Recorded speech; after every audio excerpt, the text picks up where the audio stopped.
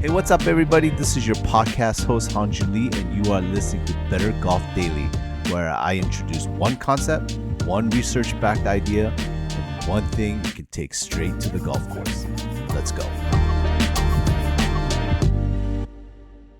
Picture this. You are 21 years old. You just qualified for the Masters. Augusta National, the green jacket, azaleas, postcard. It's a tournament you've dreamed about since you were a little kid swinging a cut-down club in the backyard.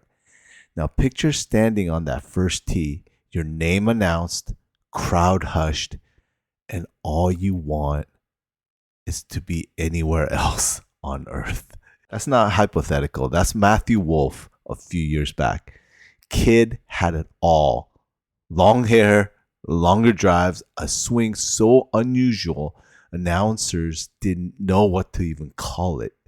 He turned pro, won his third start, finished top 5 in 2 majors before he even had time to get used to the tension.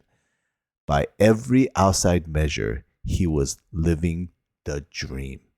But inside, he said later he wanted to be anywhere but Augusta, anywhere but the one place every golfer on the planet would trade a limb to stand. This is episode 2 in our 5-part series here on Better Golf Daily called Becoming a Champion. Last time we talked about Ben Hogan, a golfer who was told he might never walk again, and what he actually did with that, one step at a time. That episode was about resilience. Today we're going after something that shows up even earlier than that, before you've hit a single shot, before anything's even gone wrong yet. Today's episode, it's about fear of failure. Now back to Matthew Wolff. I don't think this is really a story about nerves on the golf course. I think it's a story about something a lot bigger, about what a person has quietly decided their whole worth is built on. Fear of failure isn't about being scared of a bad shot. Plenty of golfers hit bad shots and shrug them off without a second thought. The fear only gets its teeth into you when failing wouldn't just cost you a stroke, when it would cost you something about who you believe you are. That's not a golf problem. That's a character problem. And golf just happens to be where it shows up for us. Here's what I mean.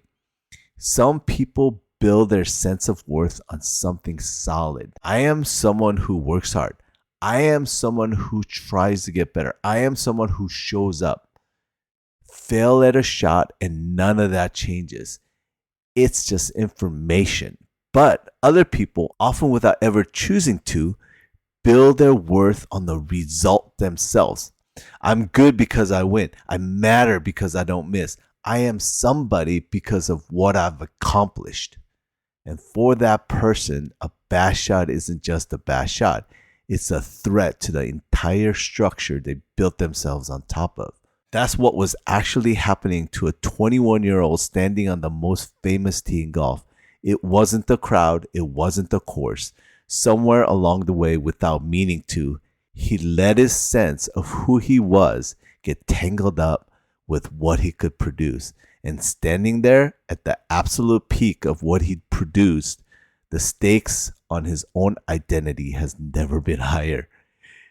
There's a sports psychologist named Dr. Gio Valiante who spent over 20 years working with tour players, Justin Rose, Jordan Spieth, Jack Nicklaus, elite players like that on exact this problem.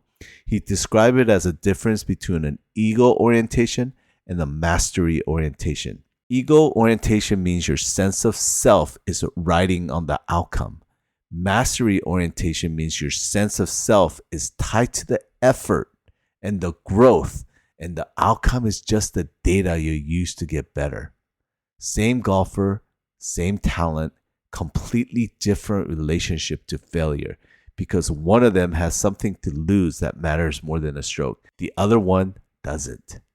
And this is why just relax or don't be nervous has never actually worked for anybody.